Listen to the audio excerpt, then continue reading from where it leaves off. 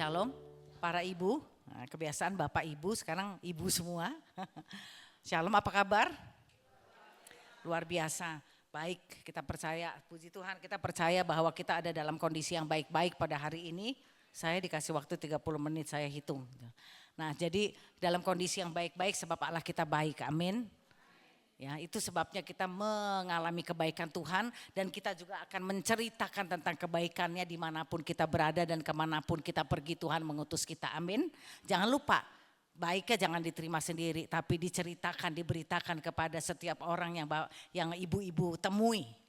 Ya, nah, sebelum saya memulai khotbah saya pada hari ini, izinkan saya memperkenalkan diri. Nama saya kalau KTP Mamuni Paramita. Tapi ada nama Hana di depannya, nama baptis. Makanya Hana Mamuni Paramita. Tapi kalau di dalam pelayanan banyak orang memanggil saya dengan Hana Muni. Nah, saya dikaruniai 3 orang anak, laki-laki 1, wanita perempuan 2. Mereka sudah besar-besar dan mandiri, 2 orang tinggal di Bali, 1 orang di Jakarta. Namun semua sudah tidak tinggal bersama dengan saya. Oke, saya langsung saja, sebentar saya. Nah, hari ini kita akan meneruskan modul dari modul THCL ya, Touching Heaven Changing Life. Ya. Nah, topiknya adalah atau subtopik pada hari ini adalah memegang perjanjian dengan terus menerus. Ya. Sebenarnya apakah saya juga nggak tahu apakah para ibu di sini sudah sempat dibahas mengenai touching heaven. Apa sih touching heaven? Pernah? Touching heaven itu apa? Karena kalau kita bicara tentang surga, touching heaven changing life. Touching heaven itu artinya menyentuh surga. Nah, ini satu, sebenarnya kalau kita dengar menyentuh surga, ketika kita bicara surga neraka itu sepertinya abstrak karena belum ada orang yang sampai situ. Belum ada satu orang pun yang pernah sampai ke surga. Surga itu apa sih? Surga itu yang jelas sebuah tempat. Ya, sebuah tempat. Nah, kalau Kisah Para Rasul 7 ayat 49, Yesaya 66 ayat 1 di situ dikatakan bahwa langit adalah tahtaku dan bumi adalah tumpuan kakiku. Tapi di mana surga? Rasul Paulus pernah mengatakan di dalam penglihatan, saya juga nggak tahu kata Rasul Paulus. Di mana itu? Tapi sampai ke langit yang ketiga. Apakah itu surga? Kita juga nggak tahu. Tapi yang jelas surga adalah sebuah tempat nanti di mana suatu waktu nanti setelah kerajaan 1000 tahun selesai, kita akan menghabiskan kekekalan kita di sana. Nah, di manakah surga? Kata Yesus dalam Yohanes 3 ayat 13, di situ dikatakan tidak ada seorang pun yang telah naik ke surga selain daripada Dia yang telah turun ke surga. Nah, jadi nggak ada seorang pun yang sudah naik ke surga. Kalau begitu apa artinya touching heaven? Nah, itu yang kita perlu pahami dengan baik, Ibu. Ya, touching heaven itu berbicara tentang bagaimana orang percaya hidup di dalam dan di bawah pemerintahan kerajaan Allah. Jadilah kehendakmu di bumi seperti di surga. Benar gak? Nah, kita hidup di bawah pemerintahan kerajaan Allah, di dalam kerajaan Allah. Nah, kerajaan Allah di mana? Kalau Lukas 17 ayat 20-21 ketika orang Farisi menanyakan, di mana itu kerajaan Allah? Kapan kerajaan Allah datang? Yesus bilang kerajaan Allah datang tanpa tanda-tanda lahiriah. Sesungguhnya kerajaan Allah ada di antara kamu. Sebenarnya Yesus sedang merujuk pada dirinya sendiri. Karena kedatangan Yesus ke dunia itu berarti kerajaan Allah sudah datang di dunia. Ya, nah kemudian touching heaven itu berbicara juga tentang relasi kita yang terus menerus dengan Allah dan firman-Nya. Hubungan yang dalam, yang terus menerus. Terus menerus itu Tuhan maksudkan kenapa harus terus menerus supaya makin dalam. Kalau kita membangun komunikasi, ada pertemuan intens misalnya dengan Ibu Lisda ya. Saya bertemu dengan intens, saya semakin kenal Bu Lisda semakin kenal saya. Kalau tadi kan baru permukaan doang, benar nggak? Shalom, pelayanannya di mana ya Bu ya? Nah itu seperti itu, tapi kalau saya memutuskan untuk membangun relasi yang intim dengan Bu Lisda, makin hari makin dalam. Saya makin mengenal Bu Lisda, demikian pula sebaliknya. Nah kemudian bagaimana cara kita hidup dalam kerajaan surga? Itu kan pertanyaannya, gimana sih hidup dalam kerajaan surga? Nah kerajaan surga itu disebut juga kerajaan Allah.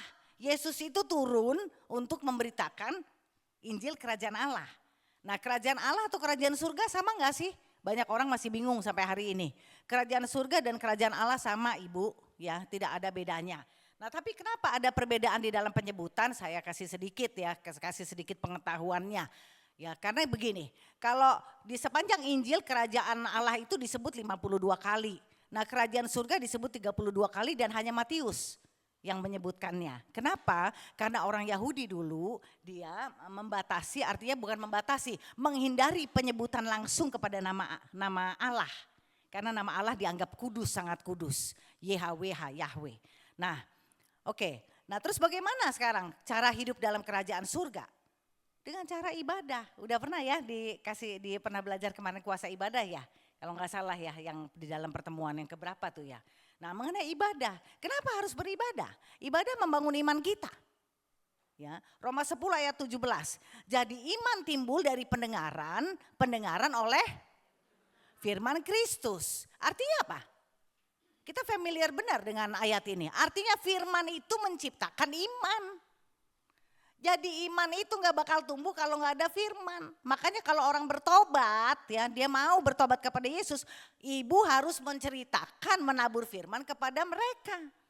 Karena firman itu ketika kita menabur firman itu menabur benih. Nah, benih itu yang menumbuhkan iman. Nah, itulah yang kita hidup dengan firman.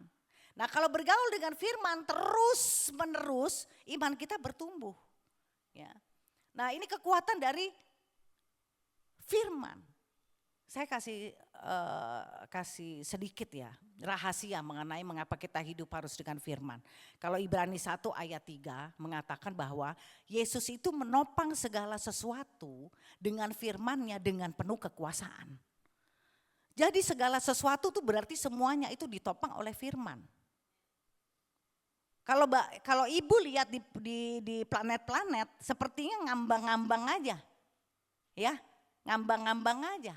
Enggak, itu ada firman yang menopang. Kalau firman Allah dicabut, planet jatuh.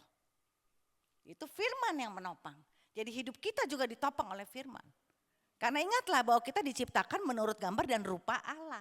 Di ayat di Kejadian 1:26. Kejadian 1 ayat 27-nya merujuk pada Yesus. Kita diciptakan menurut gambar dan rupa Yesus. Siapa Yesus? Yohanes 1 ayat 1 mengatakan Yesus adalah firman. Jadi makanya dalam segala sesuatu kita harus kembali kepada firman. Ya.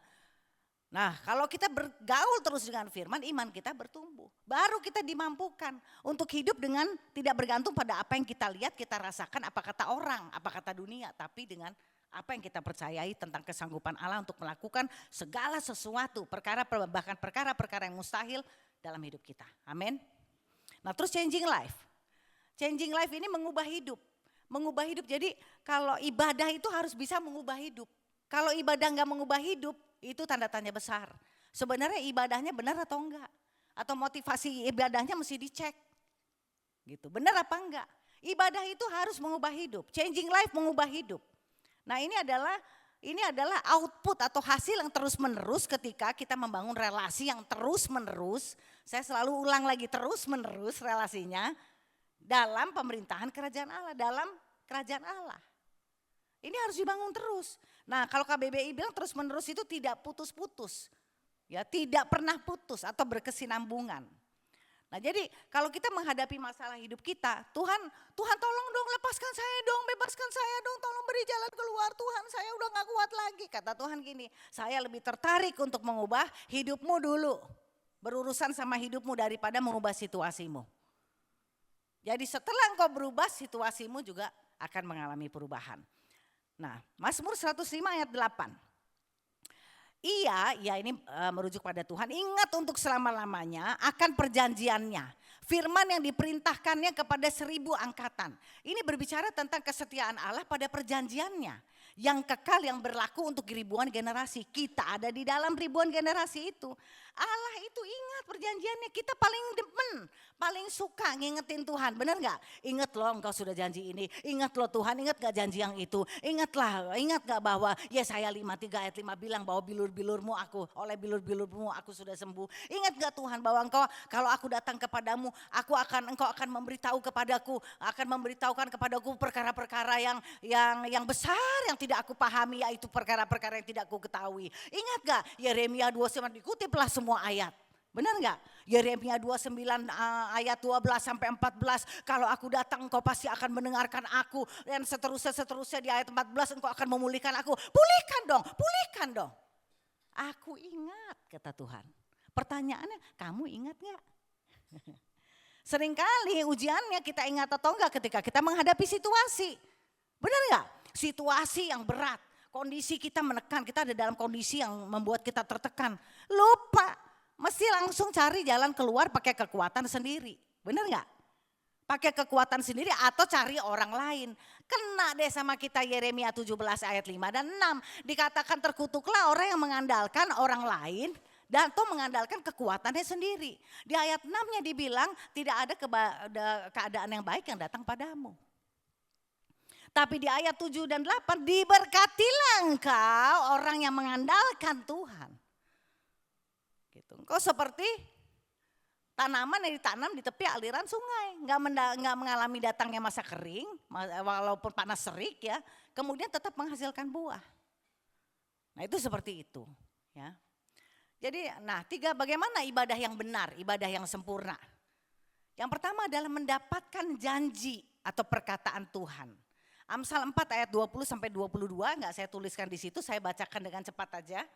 Ya, hai anakku, perhatikanlah perkataanku. Jadi kalau baca firman jangan sambil lewat. Perhatikanlah.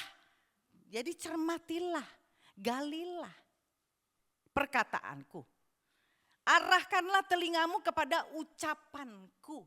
Ucapan itu perkataan. Janganlah semuanya apa? Menunjuk pada apa? Merujuk pada apa? Perkataan Tuhan. Janganlah semuanya itu menjauh dari matamu. Simpanlah itu. Itu apa? Perkataan Tuhan lagi. Nah ini caranya memperhatikan. Kalau kita belajar memperhatikan tuh kayak gitu. Ya. Di lubuk hatimu. Karena itulah yang menjadi kehidupan bagi mereka yang mendapatkannya. Itulah apa? Menunjuk pada apa? Merujuk pada apa? Perkataan Tuhan. Ya. Menjadi kehidupan bagi mereka yang mendapatkannya. Nyanya apa? Perkataan Tuhan. Dan kesembuhan bagi seluruh tubuh mereka. Jadi dalam 2 ayat ini saja Tuhan mengulang berkali-kali tentang perkataannya, tentang firman-Nya. Perhatikan, simpan. Nah kuncinya jadi kita harus mendapatkan ibadah yang pertama, 3 langkah ibadah ya, yang sempurna atau yang baik ya. Yang pertama adalah mendapatkan perkataan Tuhan. Mendapatkan perkataan Tuhan itu artinya mendapatkan rema. Ya, bukan logos. Kalau kita baca firman di sini ya, apa yang kita baca itu logos. Nah kalau kita minta tukang parkir di luar baca, sama mereka dapat logos. Nah kita harus lebih dalam dari itu. Apa yang kita dapatkan haruslah rema, pencerahan, enlightenment. Yang bicara firman Tuhan itu Tuhan bicara kepada kita secara khusus atau secara pribadi. Nah itu yang harus kita dapatkan. Ya, contohnya, ya, karena itu yang memberikan kehidupan. Contoh Abraham di Kejadian 12, 17 dan 21.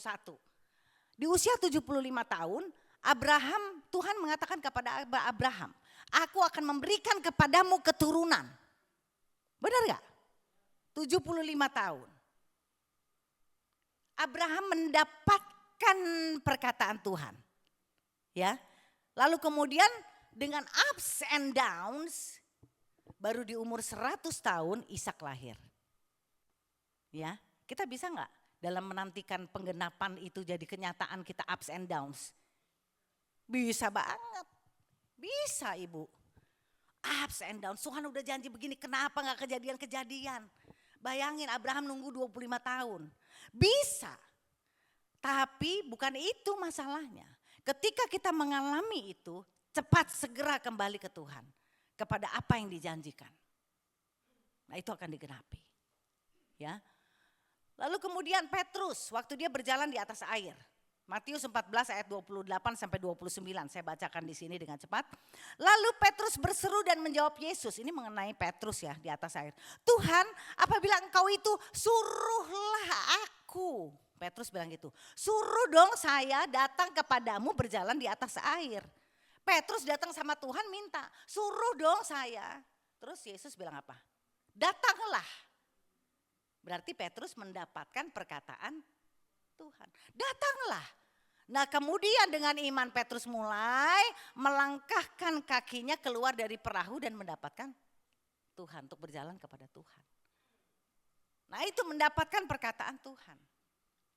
Nah yang kedua, memegang perjanjian Tuhan sampai terjadi. Nah Ulangan 7 ayat 9, saya bacakan di sini. Sebab itu haruslah kau ketahui bahwa Tuhan Allahmu dialah Allah, Allah yang setia.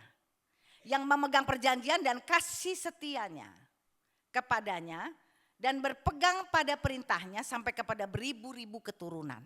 Ini menyatakan kesetiaan Allah pada perjanjiannya yang tidak berubah. Nah kalau Tuhan memegang perjanjiannya, bagian kita apa? Jangan menjalani dulu, memegang dulu. Tuhan memegang perjanjiannya kepada kita. Nah kita juga berpegang pada perjanjiannya. Sampai akhir, sampai itu digenapi dalam hidup kita.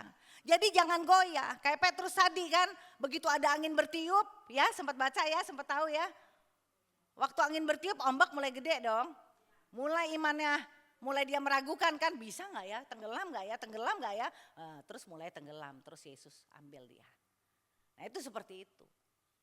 Waktu Yesus mengulurkan tangannya, ya kita mesti datang, balik lagi. Kita kasih tangan kita biar diangkat sama Tuhan. Nah kayak gitu ya. Nah, jadi di situ kita mesti memegang perjanjian kita sama Tuhan. Karena di sini hanya berlaku Tuhan memegang perjanjiannya dan kita berpegang pada perintahnya. Perjanjian Tuhan di dalamnya itu masuk dalam perintah-perintah Tuhan. Kita berpegang. Ya. Allah itu Allah yang setia, kita belajar juga setia. Ya, makanya Tuhan bilang begini, memegang perjanjian Tuhan terus menerus itu berbicara tentang kesetiaan kita. Makanya Amsal 20 ayat 6 gak ada di sini. Dia bilang begini, ada banyak orang bilang saya baik hati. Tetapi di manakah engkau menemukan orang yang sungguh-sungguh setia? Ini karakter yang langka. Makanya lihat gak, kalau ada satu kegerakan yang gereja bikin nih ya. Banyak ya pengikutnya ya kan, banyak gitu. Coba diujinya nanti kesetiaannya, diujinya dengan waktu. Dalam perjalanan waktu mulai rontok satu-satu. Benar apa benar? Nah itu kesetiaan tuh namanya gak setia. Ya. Nah oke, lanjut. Mengapa tidak mengalami janji Tuhan? Karena tidak terus menerus memegang janji Tuhan. Sejak mulai mendapatkan sampai menjadi kenyataan. Ya.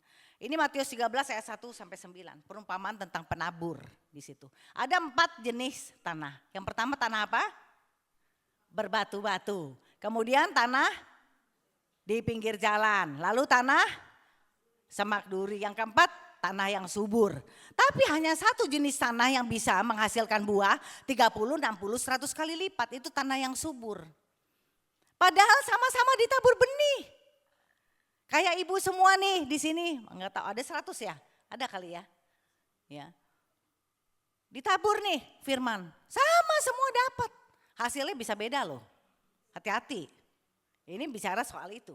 Kenapa? Karena ada orang yang setelah terima firman gini, wih keren loh firmannya. Wah saya diberkati banget loh firman itu. Tapi begitu keluar setelah ibadah lupa. Ya, lupa. Tidak melakukannya. Atau yang kedua, ibu mulai melakukannya senang. Wah saya diberkati dengan firman itu. Kemudian mulai melakukannya tapi gak setia. Berhenti di tengah jalan, itu gak bakal berbuah. Yang berbuah adalah orang yang melakukannya dan melakukannya dengan setia. Nah itu ya. Terus Ibrani 6 ayat 11, tetapi kami ingin supaya kamu masing-masing, diperhatikan ibu, menunjukkan kesungguhan yang sama untuk, perhatikan kata-kata setelah ini, untuk menjadikan pengharapanmu suatu milik yang pasti sampai pada akhirnya. Menjadikan pengharapanmu sebagai milik yang pasti sampai pada akhirnya. Jadi mesti sampai ujung. Sampai selesai, sampai kapan? Sampai digenapi. Ya. Lalu apa yang diperlukan? Ibrani 6 ayat 12. Agar kamu jangan menjadi lamban tetapi menjadi penurut-penurut mereka oleh iman dan kesabaran. Untuk mendapatkan dalam apa yang dijanjikan oleh Allah. Yang dibutuhkan adalah iman dan kesabaran. Aku percaya Tuhan. Tentang kesanggupanmu untuk melakukan segala sesuatu. Ayub 42 ayat 2. Aku tahu engkau sanggup melakukan segala sesuatu dan tidak ada rencanamu yang gagal. Amin. Amin gak? Amin. Saya selalu mengucapkan itu, aku percaya Tuhan. Saya tidak tertipu dengan apa yang saya lihat. Tapi engkau sanggup melakukan segala sesuatu dan tidak ada rencanamu satupun yang gagal. Tapi gagal tuh. Firman gak pernah salah, Allah gak pernah gagal, kita yang gagal. Sama seperti keselamatan. Kalau Allah sudah memberikan keselamatan itu bersifat tetap. Tapi ada pengajaran yang bilang bahwa keselamatan bisa gak diselamatkan. Itu bukan Allahnya yang salah. Kita yang keluar dari koridor keselamatan. Keselamatannya mah ada tetap di situ. Kita yang keluar dari situ. Ya. Oke, iman bekerja pada waktu ujian datang. Iman tanpa ujian bukan iman. Iman adalah spesialisasi dalam perkara yang mustahil. Nah, iman memang diujinya waktu masalah datang. Gitu. Kalau nggak ada masalah, kalau semuanya baik-baik aja, kita nggak menghadapi perkara yang mustahil, nggak perlu iman. Tapi kata firman Tuhan itu Alkitabiah nggak? Kalau Alkitab katakan kita hidup dengan iman. Hidup yang kita jalani Galatia 2 ayat 20. Bahkan hidupku yang kujalani sekarang di dalam daging adalah hidup oleh iman kepada Kristus Yesus. Jadi dengan iman. Ya. Lalu kemudian yang ketiga, mengakui janji Tuhan sampai janji itu terjadi atau digenapi dalam hidup kita. Jadi maksudnya apa? Ada dua hal. Perkatakan perkataan iman. Jadi mengakui janji Tuhan. Simpelnya adalah katakan amin, aku percaya Tuhan. Tapi harus dengan iman. Perkatakan perkataan iman, hati-hati dengan perkataan kita. Banyak dosa terjadi karena perkataan. Di dalam banyak perkataan terjadi banyak pelanggaran, Salomo mengatakan begitu. Contoh, Bilangan 14 ayat 28. Demikianlah firman Tuhan, kata Musa gitu. Sesungguhnya apa yang kau katakan kepada di hadapanku itulah yang kulakukan bagimu. Itu Tuhan loh yang bilang. Yang engkau katakan, kalau engkau katakan Tuhan itu baik, maka Tuhan akan mengerjakan kebaikannya dalam hidupmu. Nah ini cerita sedikit dari mulai Bilangan 13. Ketika itu dikutuslah 12 orang pengintai ke tanah Kanaan. 12 orang berangkat. Mereka mengintai, suruh memperhatikan, mengamat-ngamati negeri itu kayak apa sih, penduduknya seperti apa, kota-kotanya seperti apa. Setelah 40 hari kembali 12 orang pengintai. Yang 10 membuat laporan kepada Musa, Harun dan bangsa Israel. Dia bilang begini, aduh negeri itu keren banget katanya. Negeri itu katanya subur banget, berlimpah susu dan madunya. Tapi, nah kalau udah ada tapi itu namanya nggak iman. Di situ sih nggak ditulisnya bukan tapi, hanya, ya itu tapi juga. Hanya penduduknya besar-besar, orang enak, mereka kayak raksasa. Oh kita tuh belalang, kita bakal ditelan, gak mungkin menang. Lalu tawarlah hati bangsa Israel. Ya. Mereka menangis, mereka bilang lebih baik udah gak usah tinggalin Mesir. Hanya 2 orang yang mengatakan berita yang baik, Yosua dan Kaleb. Mereka bilang begini, Allah mereka telah meninggalkan mereka, tapi Allah kita tetap bersama dengan kita. Kalau Allah sudah menjanjikannya maka Allah akan melakukannya buat kita, dia akan memberikan negeri itu bagi kita. Tapi ibu tahu setelah itu apa yang terjadi karena perkataan? Setelah perkataan 10 orang itu hal yang melatar belakangi kenapa bangsa Israel muter-muter 40 tahun. Mengintai 40 hari, 1 hari dihitung 1 tahun sama Tuhan. Muter 40 tahun. Kenapa? Karena semua angkatanmu 20 tahun ke atas harus mati. Mereka tidak beriman, memperkatakan perkataan yang busuk. Di situ tulis busuk. Hanya 20 tahun ke bawah yang bisa masuk tanah Kanaan. Bahkan Musa pun gak masuk. Yosua dan Kaleb masuk situ. Nah itu perkataan. Jadi hati-hati dengan perkataan.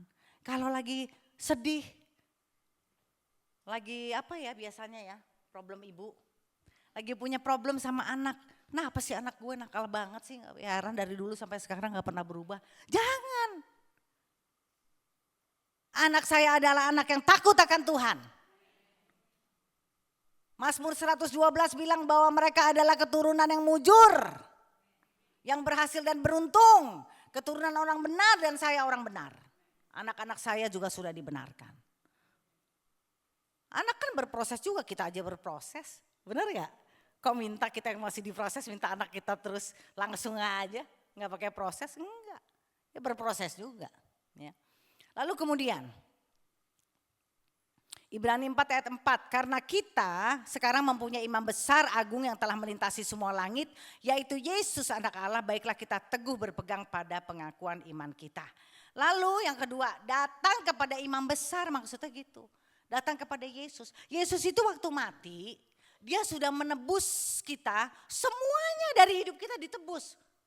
Bukan hanya kita ditebus dari dosa-dosa kita ditebus dari sakit penyakit kita ditebus dari problem hubungan kita ditebus dari masalah keuangan kita ditebus dari masalah pekerjaan kita. Tapi karena kita masih hidup di dalam daging, ya tubuh kita nih nanti akan mengalami, artinya mengalami satu apa ya? Itu cerita panjang sebenarnya. Kalau kita terima Yesus, roh kita diselamatkan, jiwa kita masih berproses, tubuh kita yang terakhir diselamatkan. 1 Korintus 15 ayat 51 sampai 58. Nah makanya tubuh itu bisa sakit. Makanya kalau saudara kita sakit jangan dihakimi ya. Wah gara-gara tuh dosanya kebanyakan kali itu. Enggak bertobat. Masih suka gitu, bertobat ya. Wah dosanya kebanyakan tuh gara-gara, saya masih sampai sekarang saya dengar. Itu lo tahu nggak? Dia tuh jahat sama gua, katanya gitu, ngomongnya gua lu gitu ya, karena temen kan, jahat sama gua. Lu lihat kan sekarang bangkrut, waduh, jangan pernah ya. Itu udah, itu namanya menghakimi ya, penghakiman hanya milik Tuhan ya. Nah tapi ketika kita punya masalah kita datang ke tahta kasih karunia Tuhan, Ibrani 14 ayat 4 ayat 15 sama 6 dan 16. Sebab imam besar yang kita punya bukanlah imam besar yang tidak dapat turut merasakan kelemahan-kelemahan kita. Sebaliknya sama dengan kita, maksudnya Yesus telah dicobai, hanya tidak berbuat dosa. Sebab itu marilah kita dengan penuh keberanian menghampiri tahta kasih karunia-Nya. Menghampiri, jadi imam besar kita duduk di mana? Di tahta apa? Kasih karunia. Artinya apa? Ada banyak kasih karunia di situ. Dan siap dilepaskan. Ketika kita datang kepada tahta kasih karunia-Nya, dilepaskan. Apa yang jadi kebutuhan kita. Itu maksudnya. Ya. Nah, untuk mendapatkan pertolongan tepat pada waktunya. Amin. Nah, ini udah pas nih 30 menit. Soalnya saya udah dikasih tahu kamu Han jangan sampai ya lebih dari 30 menit. Iya. Sebenarnya kalau mau cerita panjang. Jadi seperti itu ya. Ada 3 langkah ibadah, ingatlah bahwa hidup kita harus selalu kita belajar hidup beribadah ya. Bagaimana caranya beribadah? Dengan hidup membangun relasi yang dalam dengan Tuhan terus menerus, dengan Tuhan dan firman-Nya terus menerus. Itu yang membuat kita bisa, kalau Ibrani 12 ayat 28, hidup dalam kerajaan yang tidak tergoncangkan. Ibu pernah lihat di dunia ini ada yang tidak tergoncangkan? Semuanya tergoncangkan. Belajar hidup dalam kerajaan tidak tergoncangkan. Waktu diserempet, digesek dikit sama temennya, apalagi teman pelayanan. Cuman begitu aja, gak apa-apa. Ya kan? Jangan mutung ninggalin pelayanan. Ya. Nggak gitu ya. Yuk, kemudian yang ada 3 langkah ibadah, apa yang pertama? Mendapatkan perkataan. Dapetin perkataan itu harus bersekutu sama firman. Karena perkataan yang Tuhan kasih itu firman. Yang kedua, memegang itu sampai jadi kenyataan atau digenapi dalam hidup kita. Yang ketiga, memperkatakan atau mengakui. Ya, memperkatakan terus menerus sampai itu kejadian dalam hidup kita. Sekarang amin nih gampang nih, ntar kalau diuji setelah ini Dengan situasi persoalan pencobaan. Nah coba kita lihat aminnya tadi bekerja atau enggak.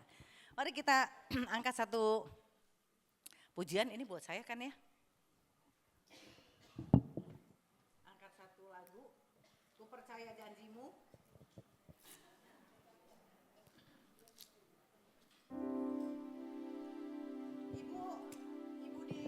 Menangkap tadi penjelasan saya?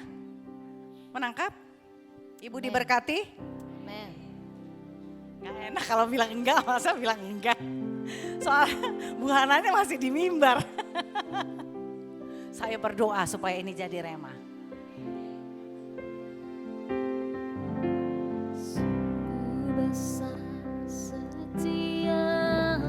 Mari kita merenung, kita duduk diam, tenang. Kau nyatakan Mau pejamkan mata boleh, tapi yang bawa anak kecil jangan pejamkan mata, nanti anaknya kemana-mana. Kau Boleh, mari Bapa kita yang duduk, selalu tenang. mengerti isi hatiku. Kemuliaan-Mu, Kemuliaan-Mu kau janjikan, aku tetap percaya, ku percaya janjimu ajaib,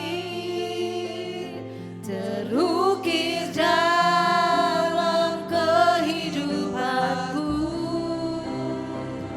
Ku berserah di dalam kekuatan-Mu, hanya Kau segalanya bagiku. Ku percaya janji-Mu ajaib, benar ya Tuhan, janji-Mu ajaib. terukir dalam kehidupanku. Berserah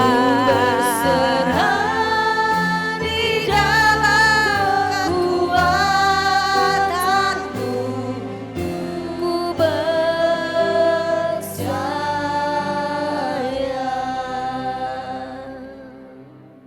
Percaya Janji-Mu ajaib, benar, janji-Mu ajaib ya Tuhan. terukir dalam kehidupanku. Ku berserah di dalam kekuatan-Mu, hanya Kau segalanya bagiku. Ku percaya,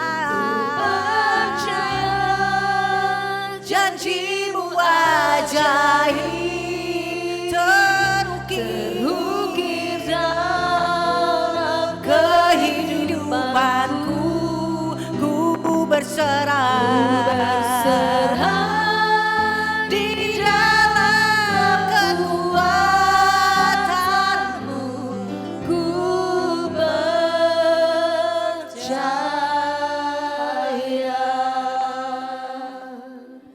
ku berserah Di dalam kekuatan-Mu, ku percaya.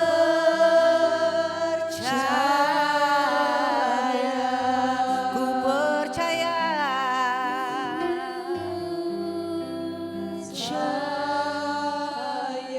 Oh, ku percaya.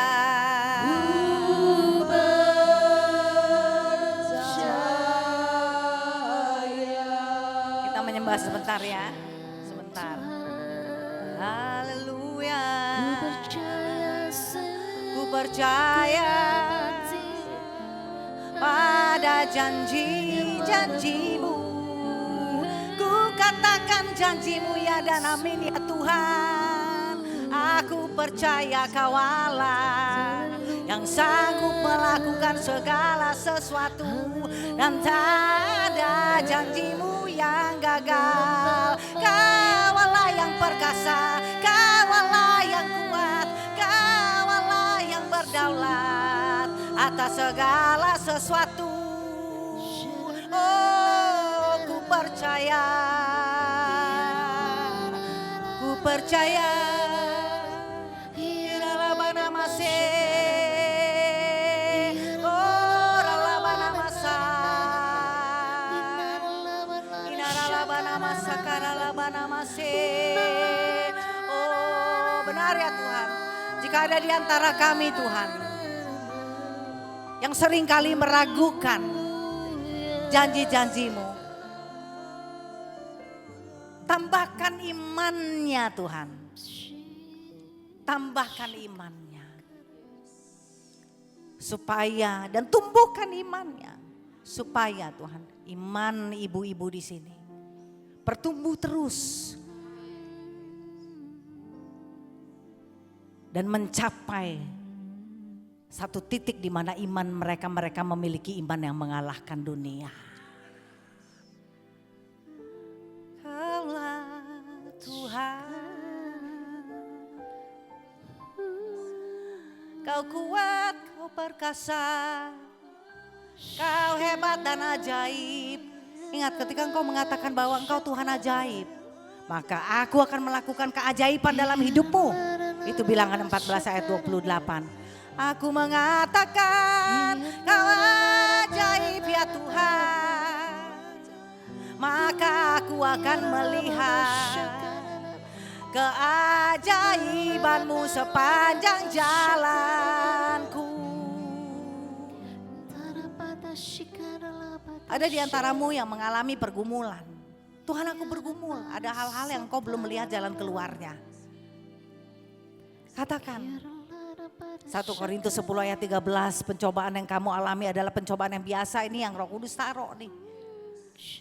Yang tidak melebihi kekuatanmu sebagai manusia.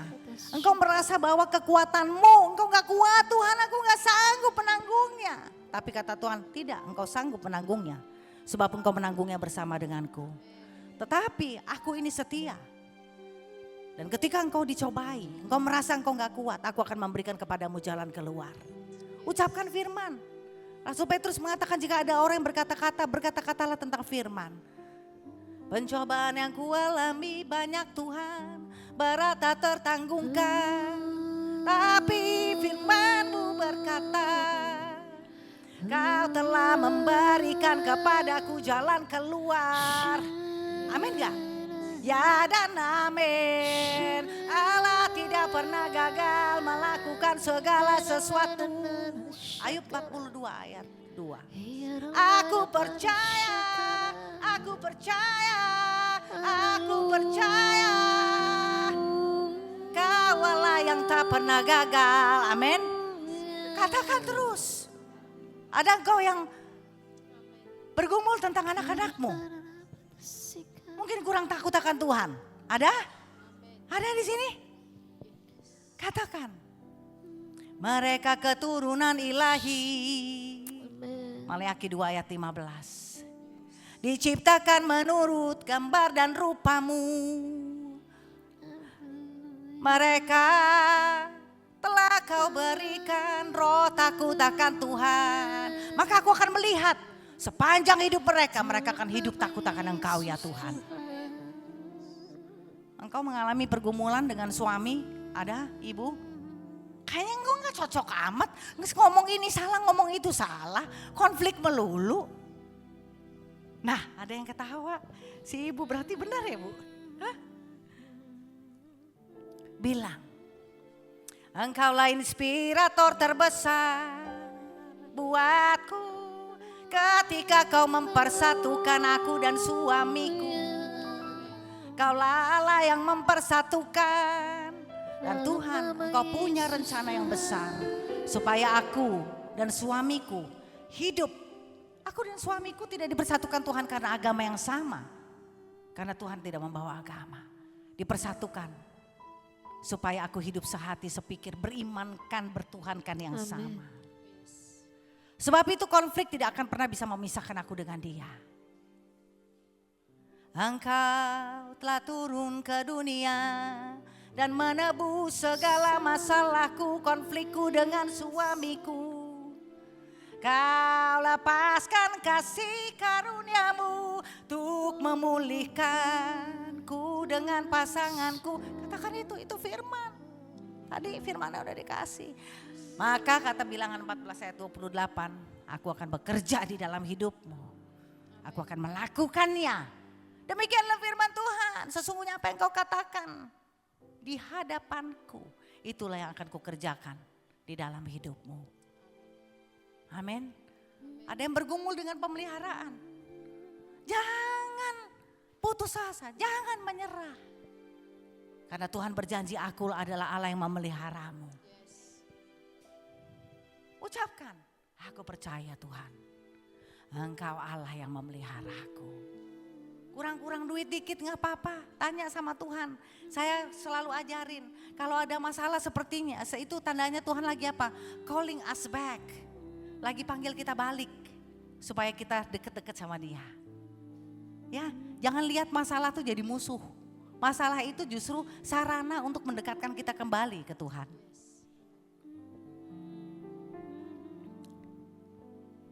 Saya undang jika ada yang ingin didoakan. Pribadi ada? Oh, saya undang, taruh dulu deh tangannya di dada. Ini aku Tuhan. Aku ingin, kata Tuhan, Engkau membuat komitmen yang baru denganku. Ketika Engkau duduk di sini, Engkau mendengarkan firman. Tapi hari ini aku menantang Engkau untuk membuat komitmen yang baru denganku. Mari Ibu, ada yang tergerak untuk menaruh. Ini kayaknya buat kita semua ya. Ditaruh tangan di dada ya, kalau kita bilang di hati kita. Ini aku Tuhan, ini jemaatmu. Kami ingin membuat komitmen yang baru. Untuk hidup beribadah dengan Engkau. Dalam kerajaanmu, membangun relasi yang dalam dengan Engkau. Kadang aku terlupa, terutama ketika aku sedang menghadapi masalah. Ada situasi yang menekan aku, ada kondisi kehidupanku yang tidak menentu. Namun hari ini aku datang kepadamu. Tuhan, justru ketika aku ada dalam kondisi terhimpit dengan segala masalah dan persoalan, itulah saatnya aku harus kembali kepadamu. Ajar aku untuk menjadi hamba-hamba yang setia. Ajar, ngomong Mbak, ngomong Ibu, Tuhan lagi dengar. Ajar aku menjadi hamba yang setia. Untuk mendapatkan bersekutu dengan firman-Mu. Mendapatkan perkataan-Mu. Memegang perkataan-Mu sampai kejadian dalam hidupku digenapi. Lalu memperkatakannya setiap kali terus menerus. Sampai itu betul-betul terjadi. Jadikan Tuhan, mereka yang meresponi dengan iman, jadikan. Karena Engkau Allah, 2 Korintus 5 ayat 7 mengatakan, hidupku, hidup kami bukan karena melihat tapi karena percaya. Terima kasih Bapak. Terima kasih untuk lawatanmu hari ini. Jika ada yang ingin didoakan, mau dia ke depan. Kalau ada yang perlu secara khusus didoakan secara pribadi, boleh maju ke depan. Terima kasih Tuhan. Ada? Mungkin ada yang merasa, Tuhan aku kok lagi longgar ya membangun relasi yang dalam dengan Engkau. Kayaknya on and off gitu. Kadang semangat, kadang enggak. Aku ingin memperbarui komitmenku. Mungkin ada yang ingin secara khusus didoakan? Kasih Tuhan. Dalam nama Tidak? Yesus Tuhan. Baik, Kasih. terima kasih Bapak untuk hari ini. Kami percaya, kami sudah mendengar firman. Kami siap melakukannya. Dan siap menerima multiplikasi itu 30, 60, 100 kali lipat dalam nama Yesus Kristus Tuhan terjadi. Amin. Amin.